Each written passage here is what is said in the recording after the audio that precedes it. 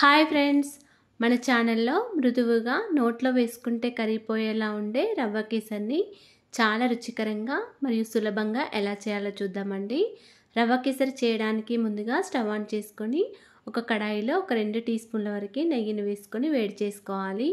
నెయ్యి వేడయ్యాక మనకు నచ్చిన డ్రై ఫ్రూట్స్ వేసుకొని మంచి కలర్ వచ్చే వరకు ఫ్రై చేసుకొని వేరొక గిన్నెలోకి తీసుకొని పక్కకు పెట్టుకోవాలి. మళ్ళీ అదే కడాయిలో అదే నెయ్యిలో ఒక కప్పు వరకు రవ్వను తీసుకొని మంచిగా ఫ్రై చేసుకోవాలండి. రవ్వ ఫ్రై అయ్యేలోపు మరొక స్టవ్ మీద ఒక చిన్న గిన్నె పెట్టుకొని ఏ కప్పుతో అయితే రవ్వను తీసుకున్నామో అదే కప్పుతో ఒక 3 కప్పుల వరకు వాటర్ వేసుకొని మరిగించుకోవాలి. వాటర్ మరిగేలోపు మనం రవ్వని చక్కగా ఫ్రై చేసుకోవాలండి. ఇలా ఈ కలర్ వచ్చే వరకు స్టవ్ని సిమ్లో పెట్టుకుంటూ మంచి కలర్ వచ్చే వరకు ఫ్రై చేసుకోవాలి. ఇప్పుడు మరిగించిన వాటర్ని ఈ రవ్వలో కొన్ని వేసుకుంటూ ఉండలేకుండా కలుపుకోవాలండి.